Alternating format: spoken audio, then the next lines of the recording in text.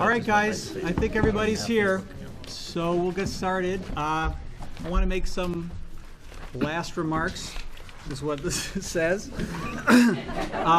Tell you just little personal remarks on my part. 10 years ago, my agent gave me a tape to watch, VHS tape of the British Office. I showed it to my wife. I said, do you think I should adapt this for the U.S.? She said, absolutely not. But lucky for me, I didn't listen. I've done not much else for 10 years. The show has been my passion and my family, literally, in many cases. And it's been a privilege to be a part of it. Sad to see it end. The best part of it all was that it brought me together with the most passionate, talented, funny, dedicated, wonderful group of people, people in this room, from Ben and Howard and Terry at the beginning, and Allison and Phyllis and Ken, and the pilot and the cast assembling, and the writers assembling, and the crew assembling, and everything just assembled into this fantastic community of like-minded artists who loved combining comedy and poignancy and realism into what became the show. And you guys are the best. Thank you all. I'll say I love you all without falling apart. So let's start our last table reading. Right now the script is called Finale because we ran out of creativity when we got to the last word. It was written by me with the enormous contributions of your writing staff this season, and I'm going to read them. Paul Lieberstein, Brent Forrester, Dan Sterling, Allison Silverman. Should I slow down? Warren Lieberstein, Halstead Sullivan, Gabe Miller, Jonathan Green, Dan Graney, Graham Wagner, Carrie Kemper, Nikki Schwartzwright, Charlie Grandy, Steve Healy, Robert Padnick, Owen Alexson, Justin Spitzer. That's it, right? I have everyone. Ably assisted by Jay Falk, Jared Ashton, Chris Wood, and Jeff Remsburg.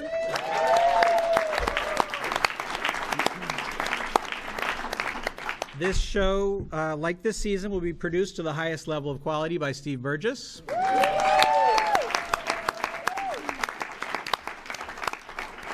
And it will be put together by the geniuses in post, Dave Rogers, Claire Scanlon, Rob Burnett, and Eric Colgan, among others. I want to name all of our outstanding crew, but for now, let's get one big round of applause and thanks as one championship team. Everybody's here.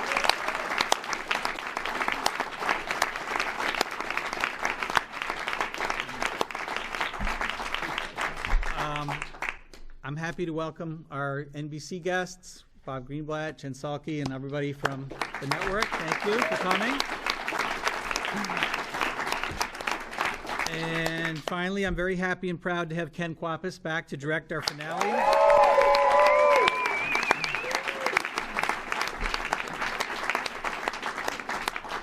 Ken was the country vet who birthed this puppy, and now he's going to put it down.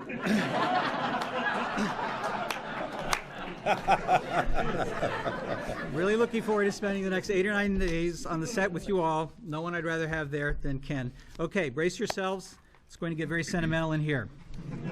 First, turn to the second page, please. Notice the picture. This was taken by Allison Jones at the pilot table reading almost 10 years ago. All right, I'm going to read the cast list for the last time.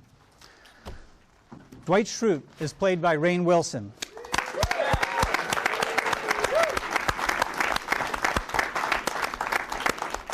Jim Halpert is played by John Krasinski.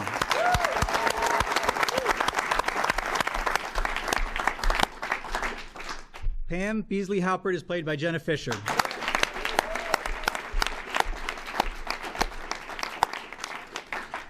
Andy Bernard is played by Ed Helms.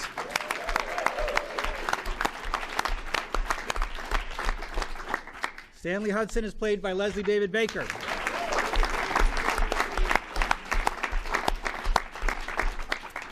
Phyllis Lappin Vance is played by Phyllis Smith.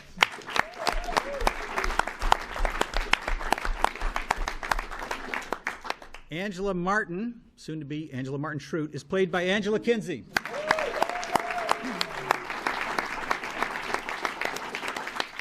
Kevin Malone is played by Brian Baumgartner.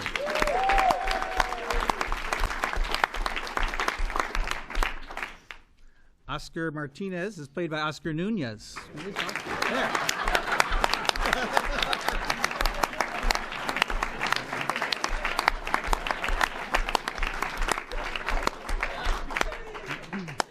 Meredith Palmer is played by Kate Flannery.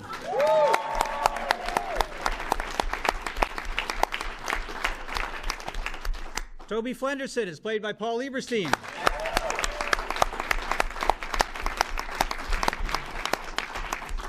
Creed Bratton is played by Creed Bratton.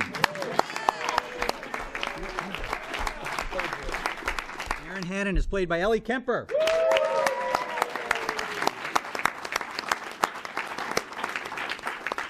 Nellie Bertram is played by Catherine Tate.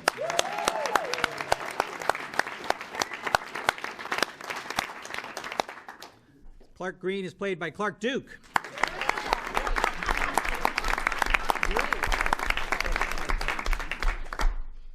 What? Did I skip Craig?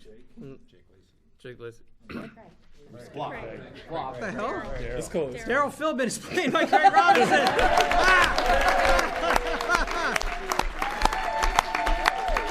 Where is that?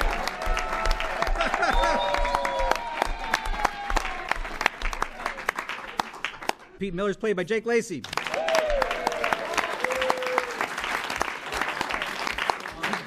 David Wallace is played by Andy Buckley.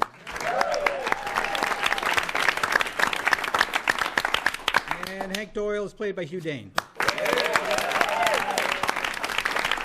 Okay. And now, here goes.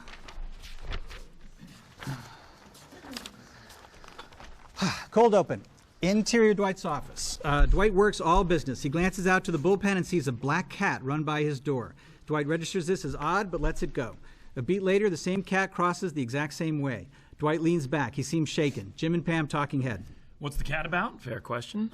This past year, Dwight's been running things well. Business is booming. You see Dwight running an efficient sales meeting. All is good. Then a little voice inside of me said, Jim, what about the pranks? In the meeting, Jim loses his trail of thoughts and lets his mind wander. I said to the little voice, thank you, but I'm a little old for that. And then the voice said, come on, man. So I said to the voice... We see Dwight snaps his fingers in front of Jim, and Jim smiles. Maybe one last big one. Pam nods. That's when he knew. Somehow, he had to get Dwight into the Matrix. Dwight once again works at his desk. He notices his computer goes blank, and then a DOS-style interface appears. The screen says, hello, Dwight. Dwight looks around. What is this? The screen says, have you ever felt that something was not right with the world? Dwight looks over to Jim, but he's just working. Who is this? The screen responds, and Dwight reads. Have you felt that things are not as they seem? Have you noticed patterns in the world that you can't explain? Dwight types again. I said, who is this? The screen says, not yet. We will make ourselves known. The screen returns to normal. Dwight looks around, a bit concerned, but fairly sure someone's pulling a prank on him. Jim and Pam talking head. In the original Matrix movie, seeing the same cat twice was a glitch in the system. It was part of the proof that the Matrix was real. Training the cat was both easier and less fun than I thought it would be. In the warehouse, Pam opens a bag of cat treats and a cat runs to her. It mostly involves just putting down a trail of treats. The cat barely cared that it had to run through the ceiling. We see Erin puts a package on Dwight's desk. Thanks. She walks out, the package starts ringing. Dwight opens it to find a cell phone, which he answers. Hello? Meet me in the basement. But watch out for the men at reception. What? There's no one... Dwight then sees two men in Matrix-style suits appear at reception. They're pretty good lookalikes for the Matrix army. Dwight gasps and ducks under his desk. Meet me in the warehouse. Dwight crawls on his hands and knees out of his office. We go down to the warehouse. Dwight slips cautiously into an aisle between the paper stacks. He sees two armchairs lit from above. By the empty chair is a small table with a glass of water. In the far chair sits Hank in a long leather coat and mirror sunglasses. Dwight sits down. Hank? That is the name I allowed you to know me by while I watched over you.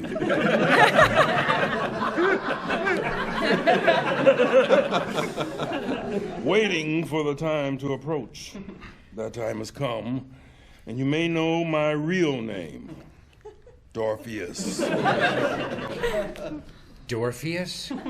I'm Morpheus' brother.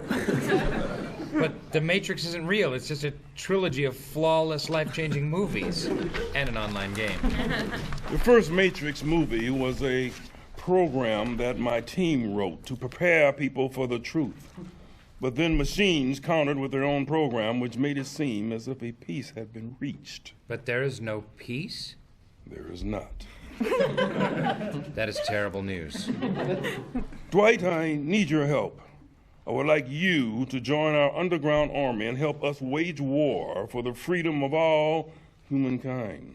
We cut to Dwight's surveillance closet, the one he set up a long time ago. Jim and Pam watch on a monitor, impressed. Hank is good on his feet. Right? I told you he'd nail it. Back to the basement. Hank holds out a silver tray with a blue pill and a red pill. If you take the blue pill, you stay in the Matrix and you remember none of this. Life will go on as it is for you. If you take the red pill, I open your eyes and show you just how deep the rabbit hole goes. Dwight considers it seriously. I'll take the blue pill. But the blue is the one that keeps you in the program. The red's the cool. No, I understand. And I will take the blue pill, please. Dwight takes the blue pill from the tray. Then he takes the glass of water next to him. Maybe I didn't explain this well enough. Hey, look, Dorpheus. You have to believe me. I really respect the work that you and your brother are doing, and I would like to help. But the timing is terrible. I'm manager now. I own this building. I run a very substantial farm. Plus, I'm about to marry the woman I love. Maybe that love is just a series of zeros and ones, but I don't want to give it up. Jim and Pam watch, surprised. Look, no one hates machines more than me. It's just, I'm happy. I'm truly happy. Pam looks at Jim. Are you kidding me? I hired 30 people. On the monitor, Dwight's about to put the pill in his mouth and drink the water. If the blue pill's not safe to swallow, someone should say something. Oh, God. Jim runs out. Okay, who are you talking to? Is it Dio? And the cold wall open. We go to Act 1. We're outside. We see Dwight's new 2013 orange Dodge Challenger with black racing stripes shoot down the road. In the past year, I consolidated my hold on the Scranton paper market. We regained the White Pages, school district, Lackawanna County. We supply it all. I never felt more alive. I'm getting married tomorrow afternoon, and in the morning we're having a mini reunion. There's a Where Are They Now panel for all of us in the documentary, kind of piggybacking on my wedding a bit, but whatever. Through the window, the camera zooms in on one of the many lawn signs they are passing that says Oscar Martinez for State Senate. It'll be nice to see everybody. I haven't seen Kevin since we let him go. We go to a flashback. We're in the conference room. Dwight stands at the front of the room with 3 cakes in front of him, and he holds up a tube of cake icing. Today marks several important milestones. Stanley, of course, is retiring. Bullpen reacts with affectionate cheers and awes. Dwight writes Stanley on one of the cakes. Thank you for the package. You made it impossible to resist. No. And our next and most thickly frosted cake is for Kevin. He writes Kevin's name on the cake. Yes. Wait, why? Read your icing. Get oat. Close. Try again. Get out. Get out? What does that mean? It's a colloquial way of saying you're fired, Kevin, which you are. Office reacts with shock. Dwight, you can't do this. The cake is spoken, Pam. If you or anyone else can make a case based on the merit of Kevin's work, I'll hear it. Pam looks caught. No one seems to have an answer. Toby won't allow it. Whenever anyone in this office has been fired, Toby's blocked it. Toby? Wait, before you answer, Toby, here's your cake. He pushes a cake to Toby. Toby looks shocked. Ooh, I got chocolate. We cut out in the present day to the parking lot. Jim shows up to work on a bike. I haven't changed in a year. Except my quads are huge. I've been biking like crazy to fill the void from Pam leaving me. Just kidding, we're doing great. Pam just finished her mural for the Irish Cultural Center last week. We see Pam unveiling a mural at the Irish Cultural Center. Jim's there with Philip in a backpack carrier and Cece, and they're all clapping. And Dwight is imitating Japanese business practices since their economy is doing so well. We see Jim park his bike at a new rack, and he joins the office staff who are doing Japanese-style workouts out in the lot. There's a number of new faces. Clark eyes Jim. Clark talking head. After the doc aired, a lot of grade school boys copied Jim's pranks on their sisters, and Jim had to speak at some local schools, which was hilariously lame. The high point of our celebrity was Phyllis and Bob on the Today Show. The low point was definitely what happened to Andy, but it's all blown over now. I mean, there's over 400 documentary and reality shows a year. I can't even remember which housewives of where I hate for what anymore. Go back to scene. The office workers continue to do Tai Chi is directed by Dwight. Pam's position next to Angela. Are you ready for the wedding? Yes, my heart is so open. I'm so at peace. Ugh, look at Meredith. She's disgusting. You see Meredith. Her hair is brown with highlights, and it's held back in a neat low ponytail. She wears matching yoga pants and a hoodie, and she's barefoot. Meredith talking head. I don't know. I was at a dog fight over the summer, and I just thought, we shouldn't be eating these kinds of things, animals. So I went vegan. One thing led to another. Now I'm in these pants. I think she looks good. And now that she's sober, we don't see her boobs as much. But those feet. I would rather see breasts than feet. They're cleaner and they don't have toes. And our final pose is there's a snake on my leg. Everyone attempts this pose. Thank you, everyone, and good morning.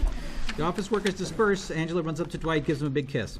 Monkey, what was that for? That was to remind you that our wedding will be wonderful. I know. It just feels a little empty without any of the old gang. Dee, it will be perfect. The only people that have to be there are you and me. And the old man who feeds us the cheese he began fermenting on the day of my birth. You keep forgetting about him. I don't know why. We go into Caffeine Corner. People file in and walk upstairs and wait for the elevator. The camera finds a wanted poster on the wall. If anyone sees or has any information regarding Creed Bratton, please contact the police. The elevator comes and Nate shoves everybody on with a stick like a Japanese subway. We go to the bullpen. Upstairs, there are changes. There are 3 new people at accounting. A pretty girl in her 20s, Dakota, and a couple of ordinary-looking people. Dakota goes up to Daryl's office, which is now where Oscar works. Oscar's on the phone. Now look, for years the senator has told us he's going to put a left turn lane by the Arby's. So where in the name of horsey sauce is it? Hey, I keep seeing this symbol on the accounts from last year. It's all over the place, but I don't know what it means. Oh, that's why Kevin got fired. It's the magic number. He used it to balance his accounts. He called it Kelevin. He told Dwight, a mistake plus Kelevin gets you home by 7. He was home by 4:45 that day. Kevin talking head, he's in a sports bar. Numbers don't always add up. Who cares? Why they had about 3 of us working there full time to add numbers up, I'll never know. That's why I invented Kelevin. Sometimes it didn't even add up with Kelevin. That's when you use GOP. Yesterday, I told somebody they owed me $4.90 GOP, and they just looked at me. I felt sad for them. Go back to the bullpen. Phyllis is sitting across from Malcolm, a young, thin black guy with a mustache. She offers him a box. Some fudge? Thanks. I love your fudge. He eagerly takes some and eats it. I think I gained a couple of pounds since I got here. Oh, you can afford it. Phyllis smiles shyly to camera. Phyllis talking head. Sure, after 16 years, it's strange sitting across from somebody who isn't family. But we'll get there. Go to Jim and Pam and Clark's desk clump. Is Andy coming to the bachelor party? Yep. Could be a little weird. Just don't mention it. I'm sure he's sick of the subject. Now we go to the baggage claim at the Wilkes-Barre Airport. Daryl comes out pulling a little bag. There's a driver there with a sign that says Daryl Philbin. Daryl looks to camera and smiles. Then Daryl sees Andy at another carousel. He makes a face to camera and runs out without speaking to him. Daryl talking head from the town car. My heart goes out to him. But you think Andy wants some guy in a Rolex and town car telling him he's sorry about what happened? Shows off his watch. Actually bought it for this weekend. No clocks on the farm, y'all. What if anyone else would be in one of these? Maybe Toby? Doesn't think so. We go to Andy's talking head. I'm fine. Thanks for asking. Nice to see you guys again. He gets his bag and looks for a cab. There's a cut to a couple seconds later. It's okay, I can talk about it. The next a cappella singing show aired my audition, and apparently when I sat down on the floor and started crying, that struck a chord for quite a large number of people. Not a very compassionate chord either. The clip went viral, as they say. We see this YouTube clip of Andy sitting on the floor saying, "I'm so going to cry," and crying. 2 million views in the first week. We go back to Jim and Pam at Clark's desk club. Clark glances up from his desk and over at Dakota, who's crunching numbers. The kitchen door opens. Devin comes in with a cup of tea and sits at Creed's desk. Dwight talking head. Yeah, I always liked Devin. I hired him back after Creed faked his own death in the Baylor the day after the doc aired. You see a spy shot. Creed's in the warehouse wearing only his boxers. He puts a big roast into his shirt and his other clothes in the Baylor and turns it on, then runs out, stopping only to change the number on the days without an accident sign to 0. Then the police showed up. Turns out Creed was in the grassroots in the 1960s. We see the cover of Let's Live for Today. The camera zooms in on Creed's face. During that time, the police claim he sold drugs and blew up some stuff and trafficked in endangered species meat and stole weapons-grade LSD from the military. Now we cut to the conference room. Jim's sitting at a table with Oscar, Clark, Pete, and Zeke. The limo will be here at 5. Make sure you're ready because I want to pack in a lot. Yes, whorehouse. Not whorehouse. Tonight's about Dwight. Jim talking head. Dwight made me his best stitch mensch, which is Shroot for best man. He's putting himself entirely in my hands tonight. For 12 years, I've tricked and surprised him for pranks, but tonight, only good surprises. Guten Pranken. Feels right. Feels right using my powers like that. Well, you're the bestest mensch. I just want you all to know I am really horny. Noted. Pete scoots his chair away from Zeke. I hope tonight something happens to me, such as what happens to the fellas in the porns.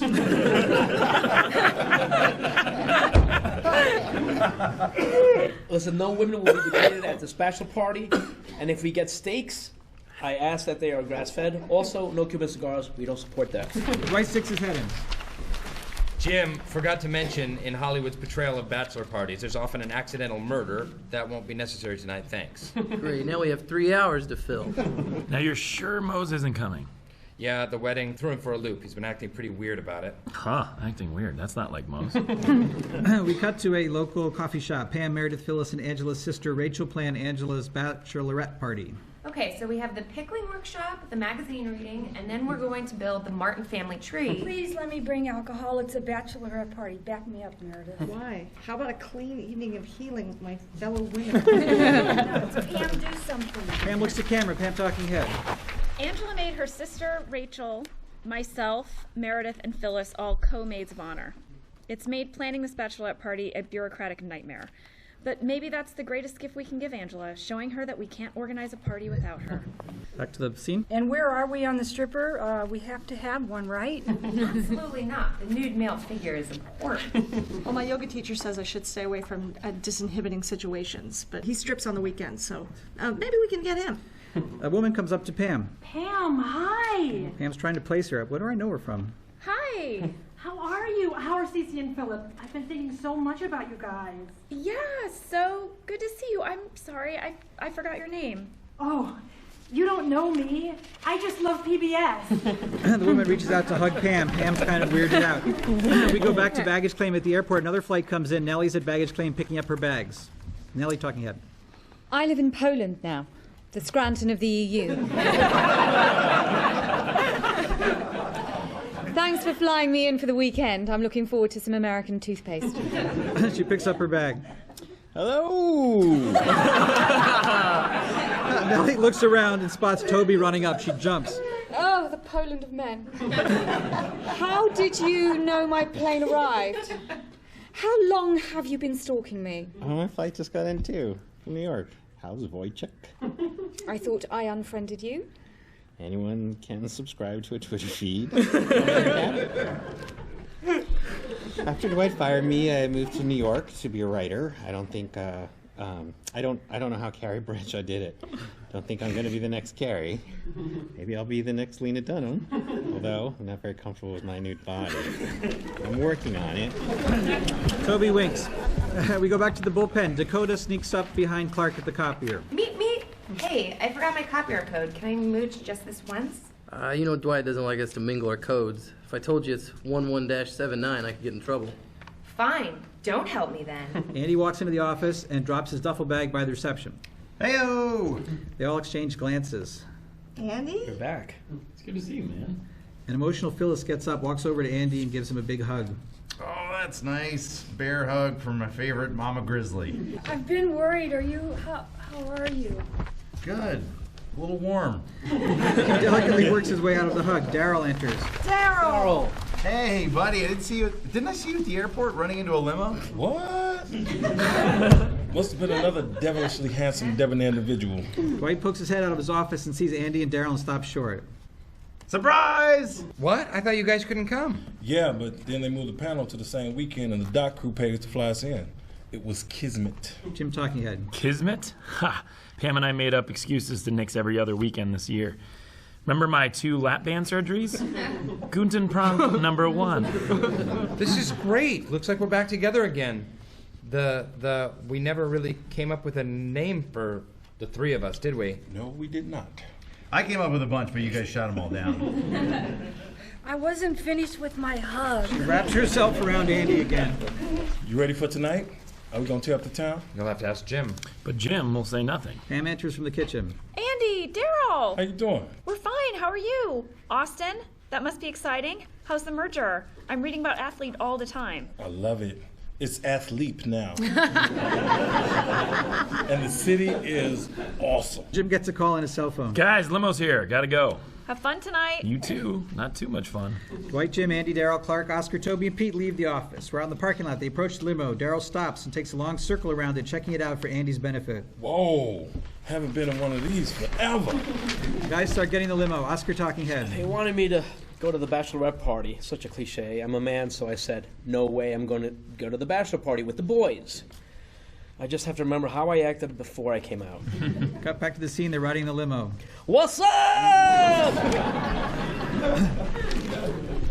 And Act 1. Act 2, we're in the limo. We pan around to see all the guys are puffing on cigars. We end up with Clark puking out the window. We go to a field. At sunset, the limo pulls up. Dwight looks out the window. What are we doing here? This isn't on the itinerary. Jim opens the door and pushes Dwight out. He sprawls on the ground. A man in camouflage gear holding a bazooka steps out in front of him. Jim, am I going to be whacked? No, you're doing the whacking, buddy. Have a blast. Jim Talking Head. Guten Prank number 2. Go back to scene. Dwight fires a bazooka and blows up a rusty piece of farm equipment. He dances around in total delight. Jim smiles. Woo! Cut to the Shrew farmhouse at the bachelorette party. Phyllis enters carrying boxes of wine and a blender. Let's get this party started. She's pushed aside by Angela's sister. Where's my angel? Angela spins around. Angela and Rachel Talking Head. This is my big sister, Rachel. No, this is my big sister, Angela. We're very close. We even have our own special language. Alpha, Waufen, Alpha, Glaufhaus, Alpha, Waufen. Mouthy Tessu. Oh, people love it. Go back to scene. Rachel glances at Phyllis. Alpha, Laufus, Braufa, Waufen, Alpha, Galfax, Alphas. Angela starts cracking up. Phyllis looks to camera pissed. We go outside a steakhouse. The limo pulls up. Inside, Jim leads the guys into private room. Private room. Yeah, Brocephus.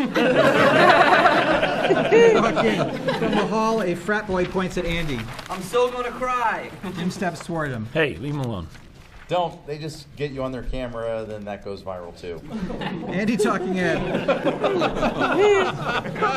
Just when the original video started to fade, the parodies came out. One from the Philippines had 12 million views. We see poorly shot video of anonymous Filipino teens reenacting Andy's meltdown. They all link to the clip of me, though. We go to the Shrew farmhouse. Angela, Phyllis, Pam, Nellie, Aaron, and Rachel sit on ancient-looking chairs around a fireplace. There's a fire. Kevin, Toby, Stanley. Boink, marry, or kill. Huh? You have to say which one you would boink, which one you would marry, and which one you would kill. The ladies think. I'd kill Kevin. I'd kill Toby. Oh, Toby. I'd kill Toby. I don't know who these people are. I'd kill Toby too. Ellie catches the camera and nods slightly. Good choice. Me too. Okay, Stanley and Kevin, which one would you boink and which one would you marry? There's a long silence. This game is too hard. What else do we have? Okay, next game. Angela, what is your lover's favorite color? Orange. How is this a game? Phyllis holds up her smartphone and plays a pre-recorded video. Dwight comes on screen. What's your favorite color? Orange. They applaud a little. Oh, the newlywed game. Next one. Angela, if your lover could turn you into a vampire, a wolf, or another mythical creature, what would he pick? Dwight claimed he did turn into a wolf very briefly when he was 12. I know! Stick with wolf. Phyllis presses play. Griffin. No, dragon. No, manticore. My final answer is manticore. God, no, I'm already regretting it. Wrong. Your drink is your punishment. but also your reward. Humans and alcohol, very complicated relationship. The ladies take a sip. Meredith eyes the drink on the table in front of her. Meredith, do you need us to get you a tea or something? Okay. Don't twist my arm. I'll drink it. Meredith takes a hefty swig of the cocktail. Yeah! Oh, guys, I'm getting cold feet. Well, I'm not surprised. Didn't I call it? Come on, it's only natural the night before a wedding to Dwight. No, my feet are getting cold. Like, literally, I'm a small person, and I have very poor circulation. Angela glares at everyone. Is someone going to get her a blanket? Chelsea's mouth and mouthers. Meredith's unfazed. She takes another swig. We cut back to the steakhouse in the private room. Dwight, Jim, Oscar, Daryl, Clark, Zeke, Andy, and Pete sit around a nice steakhouse table. Daryl extends his arm theatrically to look at his new watch. How long have we been sitting here? Seems like at least 11 minutes. A stripper in a trashy waitress outfit that looks like the St. Pauli girl comes in with a boombox. Oh, yeah, here we go. Party time. Thank goodness, we're famished. The stripper presses a button on the boombox. Oops, I did it again, starts playing. Did somebody order the chef's special? No, we haven't ordered anything. No one's even taken our drinks. What is the chef's special? I bet you boys have a big appetite. Yeah, you're right. Let's start off with an onion loaf at the table. And tell us about your heartiest soups. She starts dancing. Wait, what are you doing? Why are you not writing down our order? Can you even hear me over that music? Oh, I know what you want. I know exactly what you want. Yes, an onion loaf. But that's not all we want. What was that chef special you started telling us about? I mean, it sounds good, but what is it? She puts her finger on his lips. Oh, what are you doing? Okay, are you giving me a taste of the chef's special? What is in it? It tastes like cigarettes. Clark slaps his head and looks to camera. We've got back to the farmhouse. Meredith is pouring herself another drink. She's pretty tipsy. Namaste. She takes her drink with her, starts to leave, then grabs a bottle. Phyllis eats fudge out of a pan with her hands, smiles devilishly. Sometimes it's good to be bad. Oh, dang, girl! Erin finishes her drink and starts popping her booty. Angela is daintily sipping champagne. She can't help but laugh at Erin. The doorbell rings, and Erin answers it to find a 20-year-old dressed like a repairman. Heard you guys needed some pipes cleaned or fixed or whatever. Angela's special repairman is here. What? What is this? Meredith enters from the bathroom and notices the redhead. Shut up! Jakey! Mom? Wait, what? Oh, man. No. Just do your work. Pretend Mom's not here.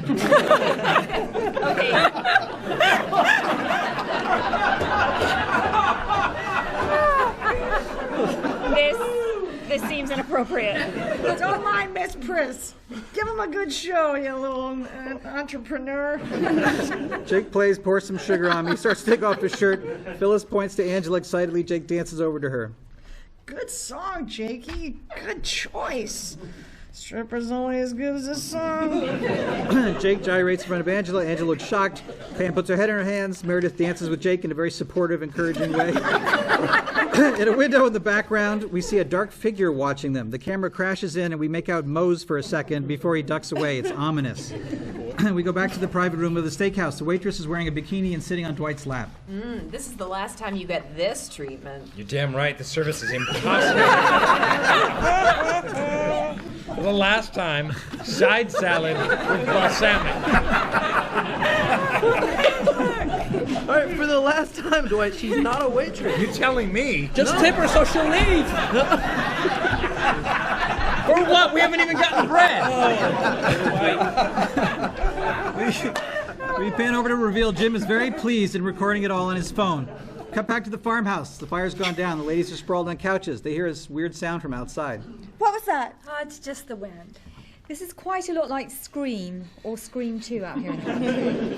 Go lock the door. Phyllis sighs and walks to the door. She opens it. It's the wind, see? Close it, lock it.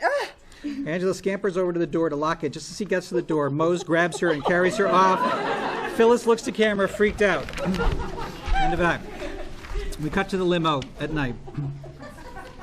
Oh, I never thought I'd say this, but I think I ate too much bone marrow.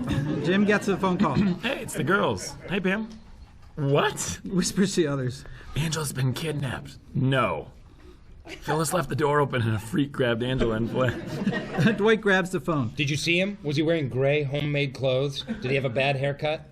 Ha ha! Good old Mose. They stare at him. He's getting in the swing of the festivities. He pulled off a brought and foot.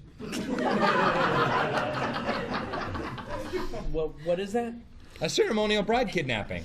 He's hidden her in a local pub. When I find the place, I have to buy people drinks to get her back. All right, Moses on board. This wedding is shaping up. You're positive Moses is doing this for fun? Definitely. Almost definitely. Dwight rubs his hands together. Now I just have to figure out where they are. You say the tradition is to make the groom search all over for her and it ends up in a pub. How about the last pub in town you would ever set foot in? Great, but which is that? Jim taps on the glass. Driver, take us to 300 Adams Avenue. We go outside this bar. The limo's parked in the parking lot. Guys push their way in. Dwight, are you a regular here or something? I've never been here in my life. Then what is this about? Andy points to a picture of Dwight's face on a dartboard. Jim, where are we? Hey, is that Mose? Dwight looks over and sees Mose at the bar with a crew of their friends. Yeah, I am here for my bride. Oh, first buy us a drink. Your bride, buy us a drink. If you want your bride, buy us a drink. Everyone's having a good time. Dwight looks around, approving of the old custom. All right, drinks on me. Turns to the bar. Bartender, Ah! It's Kevin. Well. That was 6 wells. Did I get that number right, Dwight? I heard you bought a bar. Yes, this one.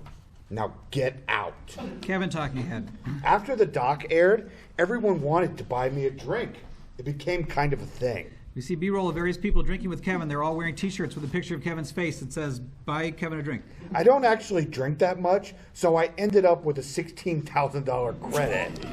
So it was cheaper to make me a partner. And I doubled their business. Me and Megamind. Kevin points to a fish tank with a fish that has a huge brain-like forehead. We go back to scene. Mose, how could you pick this place? Mose points to Jim. You brought me here as a prank. My own bestest mensch. No prank. I think it's time you two buried the hatchet. Well, that's a waste of a good hatchet. Just talk. Jim talking ahead. We see Dwight and Kevin talking behind him. I know Dwight misses Kevin. I saw him making his portrait out of a woolly willy. You see Dwight makes a woolly willy into a portrait of Kevin. Tomorrow's his wedding day. You can't be anything but happy on your wedding day. Back to scene. I took it personally. I felt like I had sad music playing inside my entire body. Like I had sad music for blood. Kevin, I promise it was nothing personal. It was just that you were terrible at your job. You're just saying that to make me feel better. No, really, you're terrible at math, organization, time management, personal hygiene, and your internet searches were so dirty we had to throw out your computer. That's really all there was. Yes. Smile breaks out on Kevin's face. He hugs Dwight. We go to a Jim and Mose talking head. They're both grinning. Guten prank. Yes, Mose. Guten prank number 3. All right, we go back to Kevin's bar. Kevin fills mugs of beer and passes them out. Everyone clinks their glasses. Okay, you've had your drink. Where's my bride? We go outside. Mose leads Dwight to a car in the parking lot and unlocks the trunk. Angela very stiffly puts her head out, blinking in the light. There's no real light. All right. The next morning, we're at the Scranton Cultural Center. We see different shots of Scranton in the morning. A car drives by the Brick Cultural Center. A sign in a glass case reads, "Whatever happened to Andy Bernard? Still curious about the office and American workplace? Meet the real local subjects of last year's documentary." We go to the Cultural Center stage. Dwight is getting a mic attached to his shirt. Is Angela coming? No, I'm not supposed to see her on the day of the wedding, and her legs are still asleep from being in the trunk. Hey, guys. Everybody looks up to see Stanley coming down the aisle in his Florida Stanley outfit. Stanley! Stanley! He hugs Aaron. Phyllis watches kind of shyly. How's Florida? Stanley talking head. Yes, I live in Florida now, a little town called Florida City, just on the edge of the Everglades.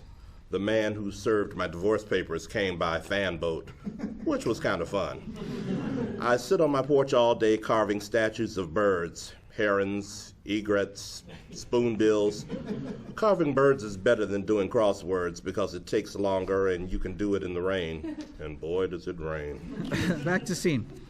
Can you come to the wedding? Of course. Never thought the day would come when an American woman would agree to be your wife. Hope you have better luck with it than I did. Pam's looking anxious. She rubs her hands on her thighs. Jim leans over to talk to her. How you feeling about this? You want to bail? No, I can handle it. I want to do it. Jim looks impressed. No more drama, right? No more drama. Hey, nobody cares about us anymore. Anyway. He gestures to the room, which is pretty empty. We see our guys looking a little disappointed, all noticing the empty house.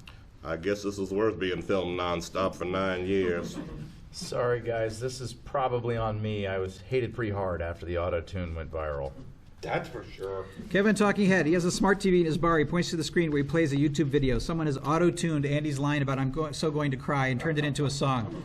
People actually dance to it. It's in my jukebox. None of the money goes to Andy, though.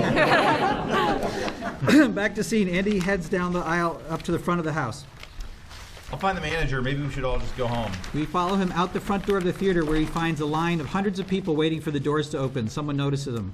Hey, it's Andy Bernard. Andy cringes, but the crowd yells with affectionate enthusiasm. No. Someone in the crowd starts to chant, which spreads. You're doing it wrong. You're doing it wrong. Andy breaks into a smile, very moved. He waves to everybody. We close on. Andy's happy. We cut later in the middle of the panel. The room's full. People are asking questions. How did it feel to see your life edited down for TV? Super weird. But if you think about it, everything's weird. Every morning, I have orange juice. That's just smushed up oranges. How weird is that? It was a funny feeling. I'd watch and think, there I am. I've left a little scratch on the wall that says, Nellie was here. Whatever else happens, I'll have that. It was nice. And then it would be over, and that buffoon Charlie Rose would come on, and I'd be angry all over again. No one recognizes me, but now all my friends call me Plop. So, thanks, PBS. The camera finds Creed in the audience. He's wearing a beard. This is a question for Oscar. I think we all want to know if you're still single. Woo. Oscar connects eyes with the very handsome guy and smiles. Yes, I am. The guy points out an unattractive guy next to him. Good, because my friend here really likes you. Oscar looks to camera. Daryl, are you dating anyone in Austin right now? Well, I have a pretty good wingman. Dr. J. We're going to the NBA Finals next month, and that's a blast, but I'm keeping my options open. He gets chuckles. Pam looks at Jim, who's listening and smiling along. I want to know how everyone felt they were betrayed. Was it accurate? I got a beef about it. The first 7 years I was getting my PhD in school psychology, and they didn't show it. Yes, I was getting hammered too. Hey, it was college.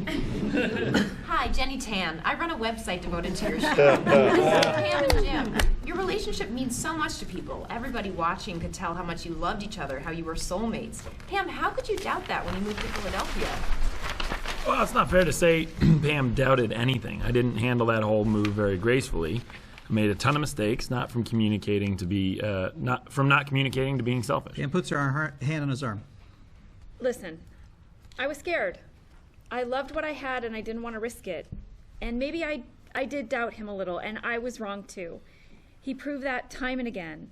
When the doc aired, people in the street told me I had a fairy tale romance. Well, last year there were times when it didn't feel like a fairy tale anymore. And then it got stronger, and it got deeper, and it was better than a fairy tale. It was like a long book that you know you're not going to put down until you die, and you're fine with that because you never want to leave it. Like Harry Potter. Oh, okay. And that only happened because there were times when I didn't really like him, even though I still loved him. But I knew he wouldn't give up on me, and he knew I wouldn't give up on him, and we kept working away at it like two little beavers building a dam. I'm not describing this well. I don't know. I feel like we learned something important, but maybe it's only important to us, or everyone has to learn it for themselves. I'm feeling very shy all of a sudden. I'm a very private person. The audience laughs. No, really. I'm in love with Jim, not being on camera. She gets applause. She looks at Jim like, this is so weird. He nods at her. All I can say is if I had Jim, I'd appreciate him. What was in the teapot letter? Oh, if you don't mind, I'm not going to answer that. Don't you think if you were being filmed for 9 years, you would want to protect something like that just for yourself? I hear you. What did it say? A middle-aged woman, the moderator, stands up from the front row and speaks into a mic. Let's move on. Next question. Stanley, are you still eating pretzels? We reveal Stanley is asleep on stage. Our cast smiles. Should I wake him? No. When was the last time any of you saw Michael? I haven't seen him since he left. A little while ago, he sent me a World's Best Boss mug. Said he was using a World's Best Dad mug now. Oh. He sent me pictures of his kids. That's right, he has more than one already. Don't worry about Michael Scott. He found what he was looking for, and he's happy. As soon as that happened, he lost all desire to appear on camera. How did being in the documentary change you? Was it weird? I have never cared what others thought of me. It's like seeing a documentary about how your food is made. Kind of alarming, kind of disgusting. I learned a lot. Didn't want to know any of it. I mean, I spent my fortune to acquire this place. It's funny, strangers are very nice to you. A homeless guy came up to me and said, "Don't worry, it gets better." A redheaded woman in her 60s comes to the mic.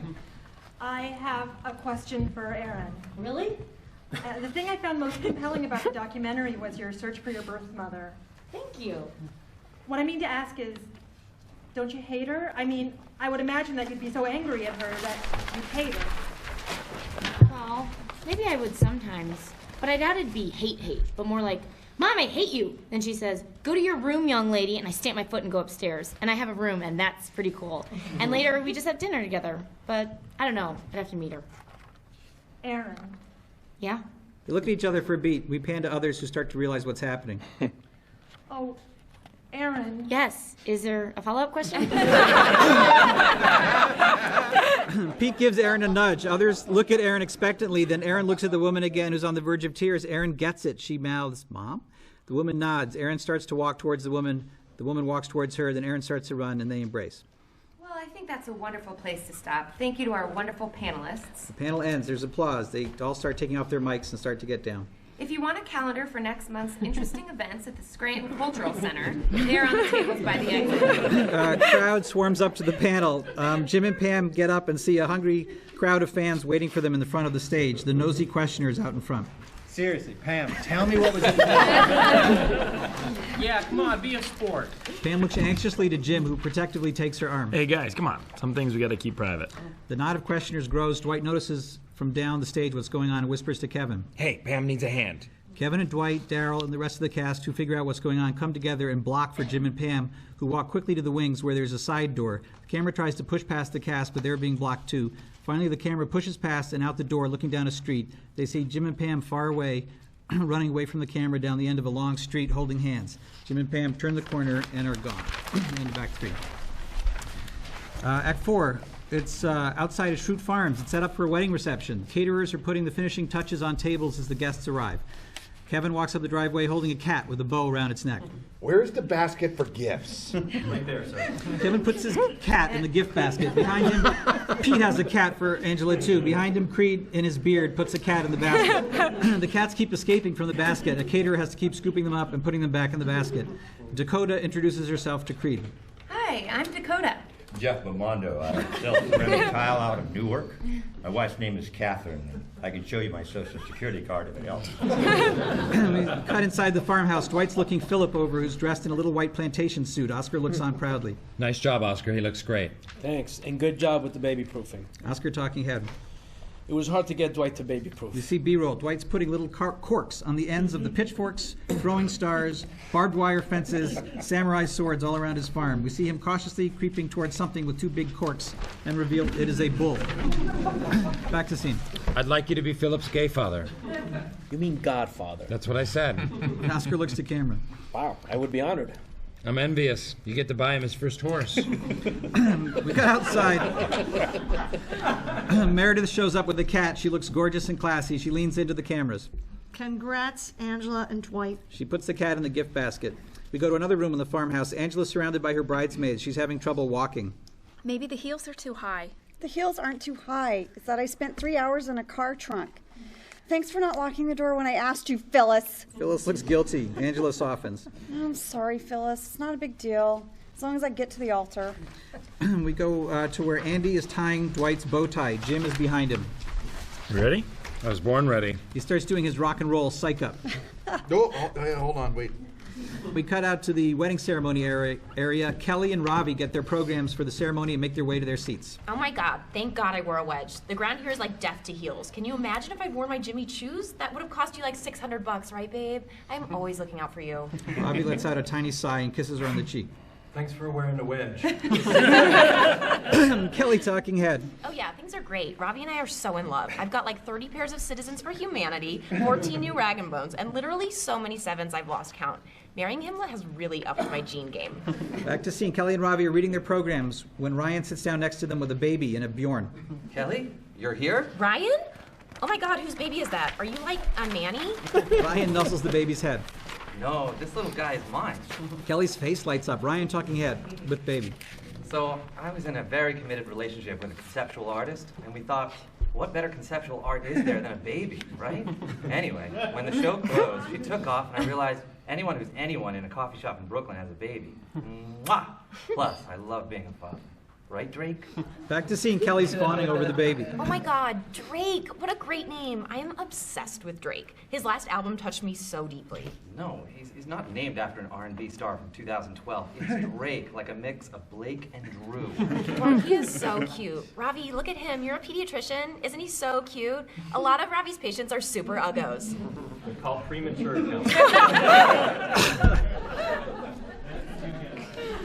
Kelly and Ryan share a meaningful look. We go outside Schrute Farms. Dwight stands in a shallow grave with an empty one next to him beside Jim and Andy and the ushers under a bower of flowers. The guests are in suits and look great, seated on hay bales with white cloths covering the tops. Zeke finishes leading 2 5-foot blonde people in their 60s to their seats. Here comes the bride starts playing. Phyllis walks down the aisle with Angela riding on her back, smiling and nodding to all the guests. When she gets to the front, Angela daintily steps off and into the grave next to Dwight. She waves excitedly to the 5-foot older folks, they're her parents, and she takes Dwight's hand. Oscar and Philip walk up the procession, Philip holding the ring on a pillow. Erin sits happily with her parents, Martin and Fran. We are gathered here to witness the marriage of Dwight, Kurt, Schrute, and Angela and Roland Martin. As is tradition to the Schrutes, the lovers stand in their own graves to remind us that this is their only escape from what they are about to do. In the crowd, Nellie leans over to Erin's mom. I get what they're going for, but why are the graves so shallow? Erin's mom edges away from her. The minister notices that Dwight and Angela have big smiles. Marriage is a serious affair. It brings great honor to our community if bride and groom can get through this ceremony without smiling. Dwight and Angela nod. They each try to compose their face, but they can't help smiling. Finally, they stand there with little grins peeking through weirdly contorted faces. Oh, well, if that is the best you can do. A little later, we hear Kevin. He's doing a reading. A wind blows his hair all over. Arise, my love, my fair one, and come away. For lo, the winter is past, the rain is over and gone. The flowers appear on the earth, the time of singing has come, and the voice of the turtle dove is heard in our land. The fig tree puts forth its figs, and the vines are in blossom. They give forth fragrance.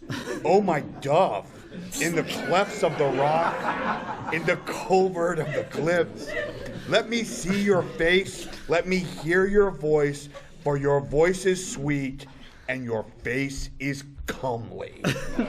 Underneath this, we see Jim smiling at Pam, Andy looking happy, Dwight smiling at Angela, Val looking over at Daryl, Phyllis and Bob Vance holding hands, Mose smiling at a female scarecrow in a field, Aaron and Pete looking good, Ryan making a seductive face to Kelly, and Toby sitting glumly with empty chairs on either side.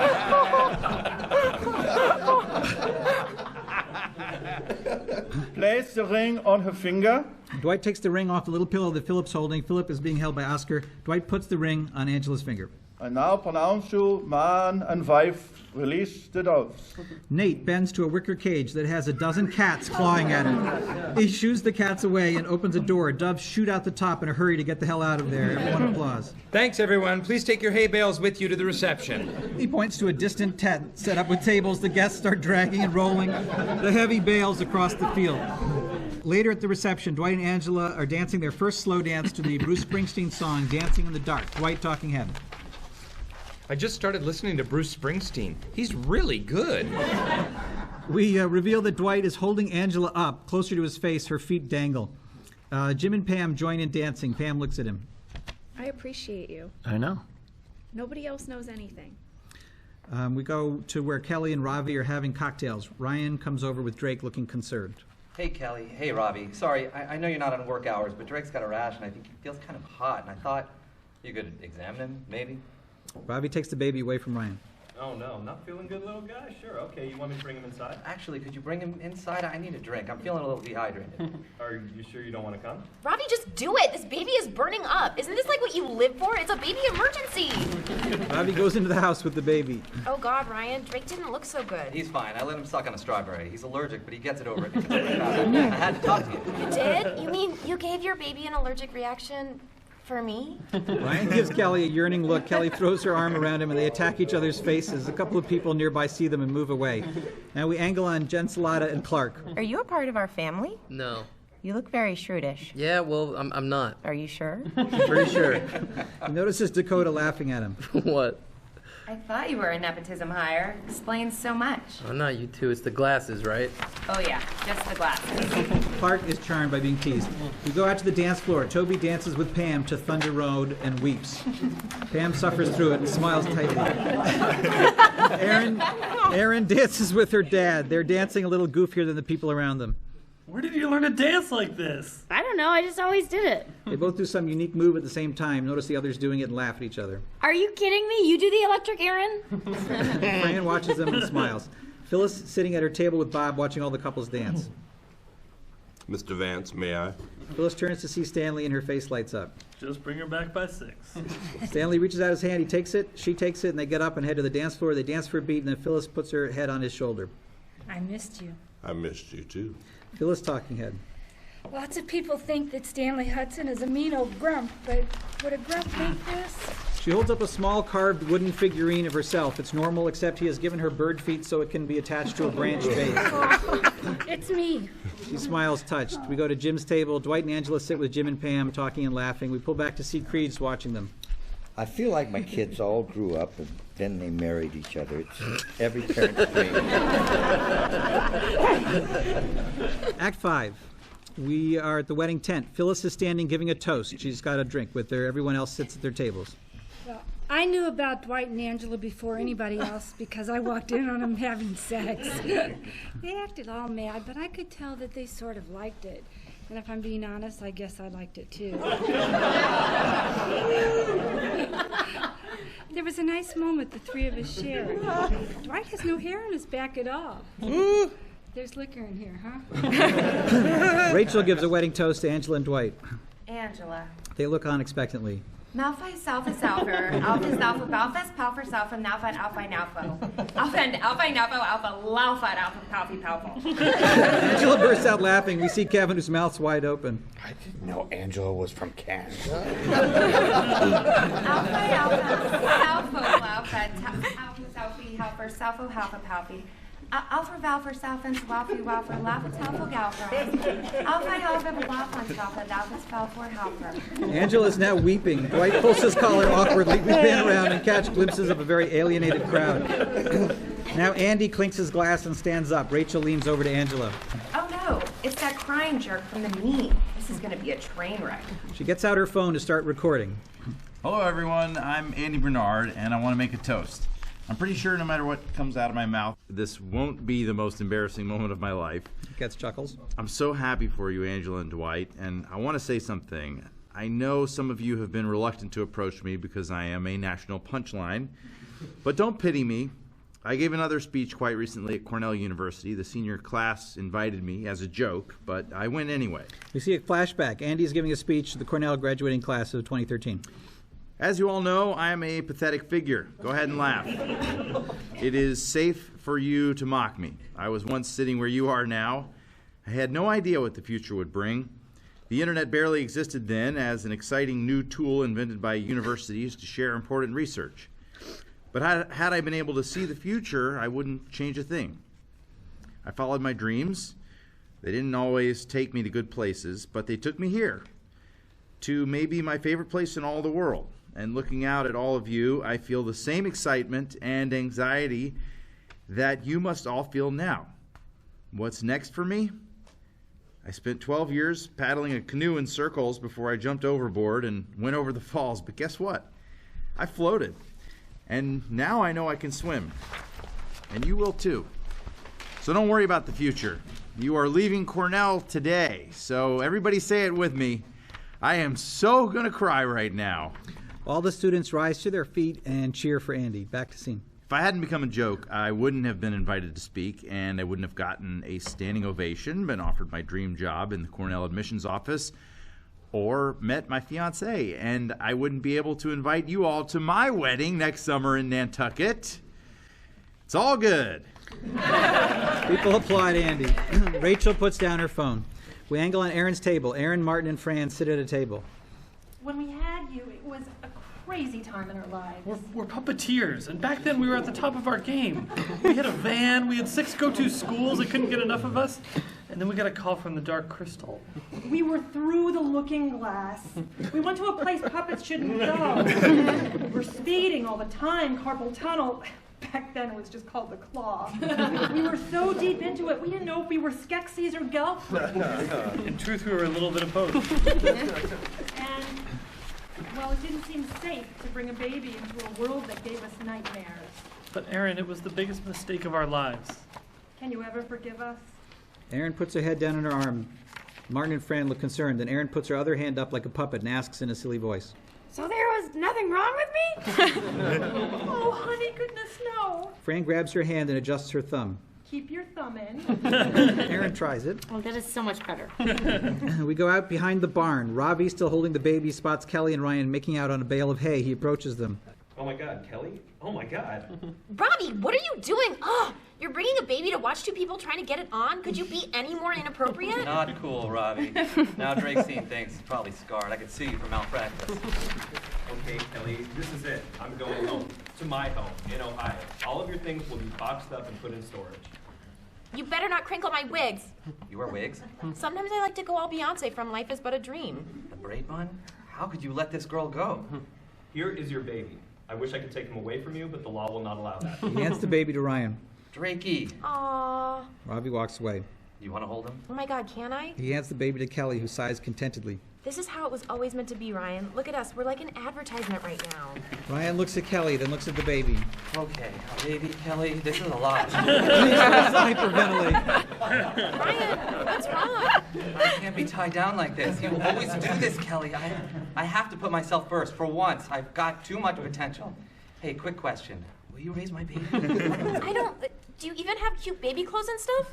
You'll have to shop for him. Oh my God, Cynthia Rowley has the cutest baby line at Target. Ryan starts to run away. But you're coming back, right? Sure. Hey, don't feed him strawberries. Thanks, Kel. Love you. Miss you. Bye. He runs off, leaving Kelly with the baby. It's sunset. A bunch of office folk wave goodbye to Dwight and Angela, who are standing side by side in front of their house like American Gothic, waving back. The dock crew is throwing a big after party tonight in the warehouse. Yeah, I heard. Sounds kind of lame. No offense. You going, Toby? I don't know. Might turn in early. It's 6 o'clock, for God's sake. Who knows when we're going to see each other again? In the Act 5, Act 6. We're in Jim and Pam's car. I just want to get something from the house before we go to the warehouse party. They pull into their driveway. Jim notices something out the window. Hey, there's a sign in our yard. Look at that.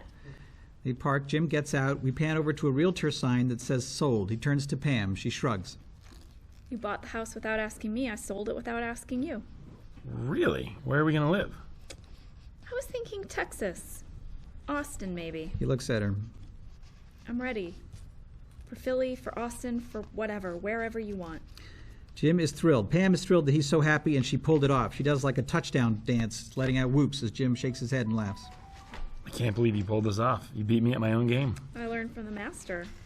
What do you want to get from the house? This. They embrace. We go out to the parking lot of Dunder Mifflin. Pam pulls into her space. She and Jim get out. They head around the side of the building, and they find a big party in the warehouse. In the warehouse, we see people from the office mixing with various members of the crew. There's a promotional backdrop with the logo for the Office and American Workplace on it. Kevin and Meredith pose with several executives for a picture. After the picture's taken, they try to walk away, but another group approaches them, and they have to pose for another picture. There's tables with foods, refreshments, another table that's full of Office and American Workplace swag. Phyllis and Stanley are examining. Phyllis takes a mug. A production person stops her. These are for PBS executives only. Stanley holds up a tote bag with a picture of Stanley holding a crossword. I had to pledge $50 to my local PBS station just to get this. We angle on Oscar talking to David Wallace. I really love your ideas, Oscar. I'd love to contribute to your campaign. We angle on Daryl talking with Val. Yes, I have a great place in Austin. You should come visit. I could totally put you up. I'd like that. Daryl realizes what he said and winces. We cut to Clark at the buffet. He scans the room and finally sees Dakota. She's talking to an unknown, handsome young guy. Clark clocks it a little sadly. Just then, Dakota spots Clark. She makes a little eye roll like, this guy's lame. Clark smiles. A PBS producer comes up to him. Hey, Clark, you've seen better than this place. American Workplace Series is starting a couple new docs this year. One on an oil rig and the other in a modeling agency. Any interest in being a unit producer? Clark looks over at Dakota. No, I think I'm in the right place for now. Thanks, though. Later in the warehouse, people are clapping and they're looking at the same wall. Pan over to see there's a sheet dropping down to reveal Pam's mural. It's a picture of all the people who work at Dunder Mifflin. Everyone's clapping for Pam and it gets louder. Oh, well done, Pam. Everyone, let's get a photo in front of the mural. Everyone from the party starts to crowd under it. I'm sorry, I meant everyone from the office. People laugh, but nobody moves. We see the office people mixed in among all the other guests as photographers take pictures of the large group. Once the photo's taken, Nellie steps out and waves to her former co-workers. I'm off, everyone. God bless. Nellie talking ahead. I'm actually flying back to England. I have a job opportunity in the paper business again. I'm interviewing at a firm called Wernham Hogg. Wish me luck. We go back to scene. All across the room, our cast are stuck in little conversations with strangers. They catch each other's eyes and one by one start to slip out the back. Upstairs in the bullpen, the office members have filtered up from the warehouse to get away from the party. The room is half lit like casino night. Okay, I need a drink. We all need a drink. Kevin opens Meredith's desk drawer. There's just dandelion tea and raisins in here. Bottom drawer when I hit rock bottom and Mondays. Kevin opens the drawer and pulls out a bottle of whiskey. The phone at reception rings. Pam sees Aaron across the room and she answers it. Dunder Mifflin, this is Pam. Pam looks at Jim, who is sitting at his desk. We see the classic Jim Pam shot. No, Jim Halpert doesn't work here anymore. Pam and Jim smile. We go to the bullpen. Kevin is expertly mixing a drink in a shaker. He does a high pour over 6 plastic cups, getting drink both into the cups and all over the desk and keyboard. Phyllis, Stanley, Meredith, Kevin, Oscar, Pam, Jim, Andy, Daryl, Aaron, and Toby sit. Toby's taking Nellie's chair. They pull their seats into a loose circle, starting from their classic desk positions. Everyone's lounging around, sipping drinks out of paper cups. Remember when Ed Truck got his head cut off?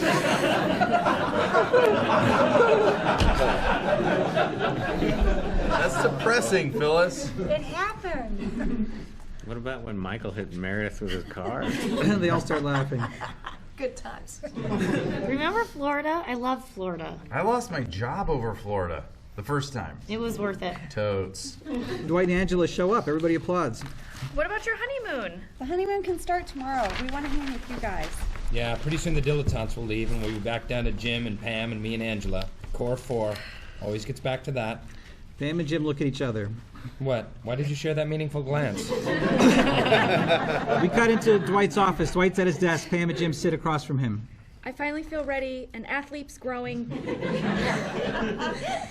Jim can jump back in without skipping a beat. We'll still come visit our folks, but I think it's time for us to... No, don't say it. You're fired. You're both fired. Oh, come on, Dwight. Don't let's leave on a bad note. Don't be an idiot. That's so you can get severance. Sorry, I can't do better than a month for every year you've been here, but that's the max. Pam hugs Dwight. Thanks, Dwight. If you're ever in Austin. For what? The art? The music? Exciting nightlife? No, thank you. But if you're ever in the area, my barn is yours. When we cut out to the kitchen, Creed walks out of Ryan's old office in his underwear, brushing his teeth. He stops and looks at the others, who all see him for the first time. We cut to the bullpen. Creed has joined him. He plays his guitar and sings All the Faces.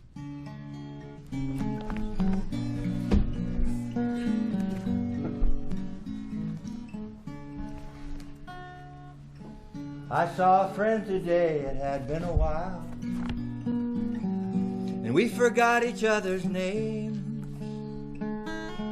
But it didn't matter, 'cause deep inside, the feelings still remain the same. We angle on Kevin and Oscar. Kevin's tearing up. Oscar. Yeah. I think I'm gay.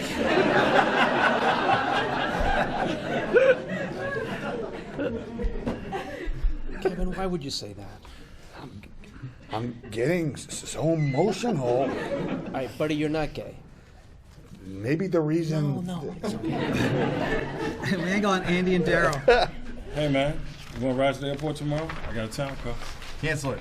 Cornell rented me a Ford Mustang. Might actually be a Taurus. The Bull! Go back to the group. Creed is sitting around picking a little instrumental version of Thunder Road. Jim, when you did Office Olympics, that was awesome. Oh, thanks, Kev. I still have my medal from that. Do you even have a house? No, but I still have my medal for that. Who's been here the longest? It was me. It's me now. I started 2 days after Stanley. I don't know, I feel like I can remember working here before Stanley. Well, I was here before you. You know who's been here the longest? That poor plant. Planty. Plant by the copier.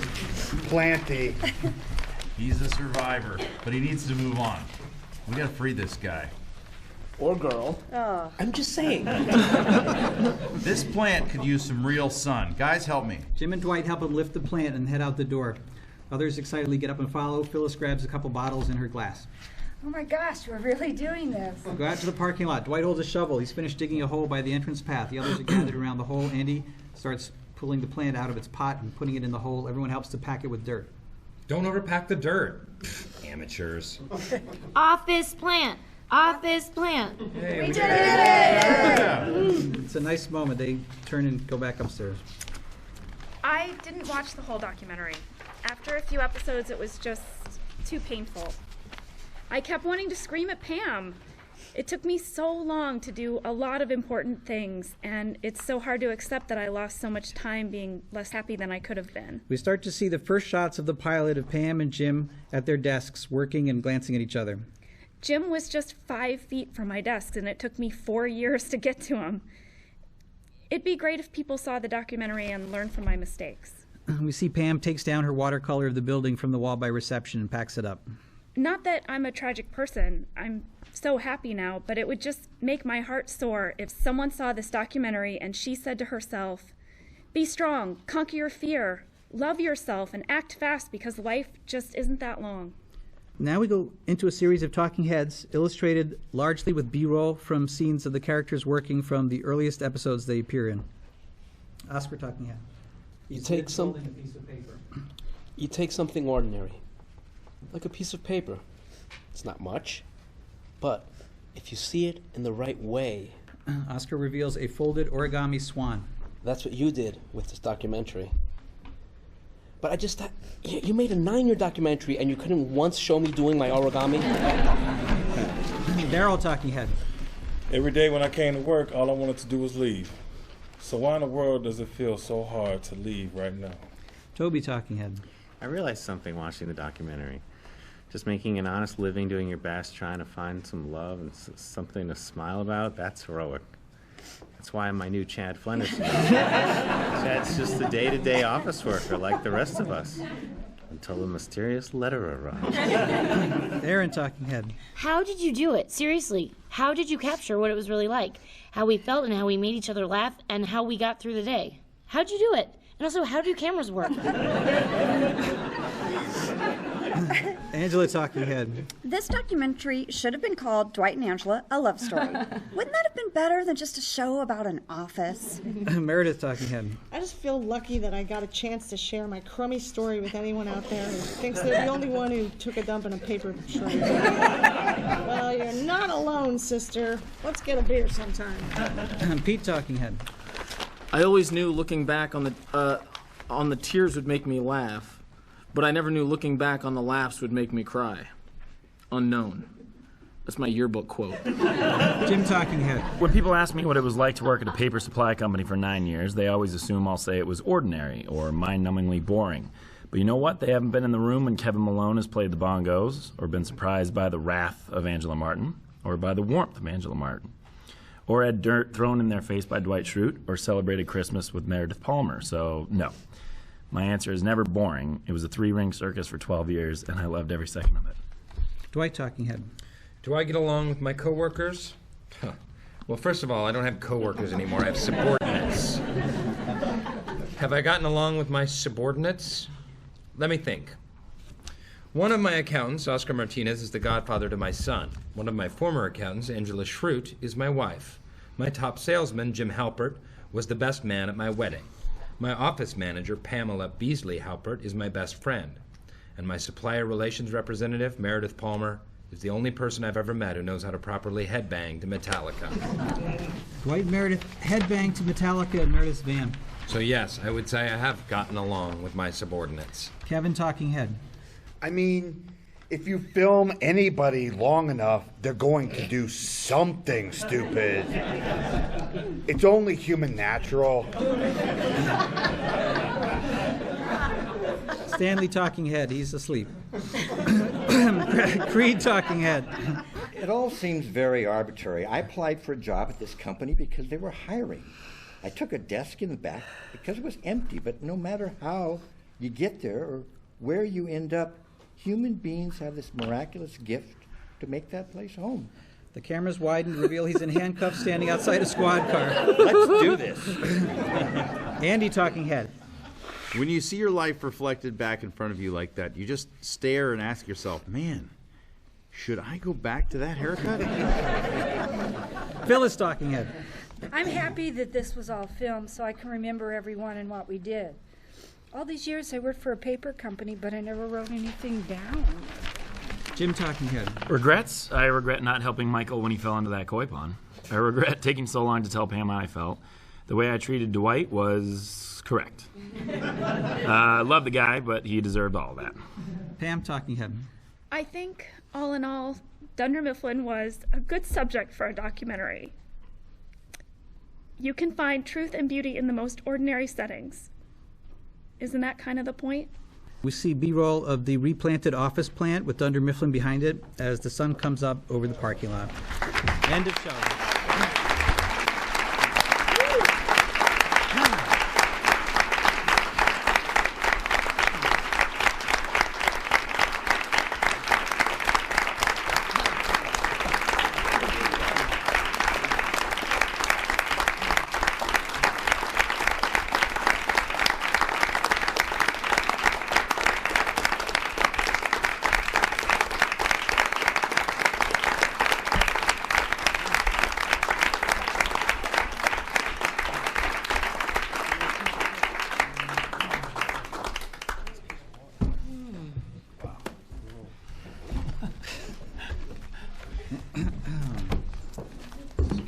Okay, here are my notes.